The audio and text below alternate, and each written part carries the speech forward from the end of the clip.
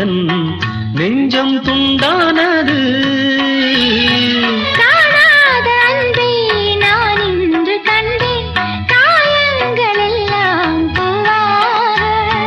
காமங்கள் ஒன்றே என் காதல் அல்ல, கண்டேனே உன்னை தாயாக.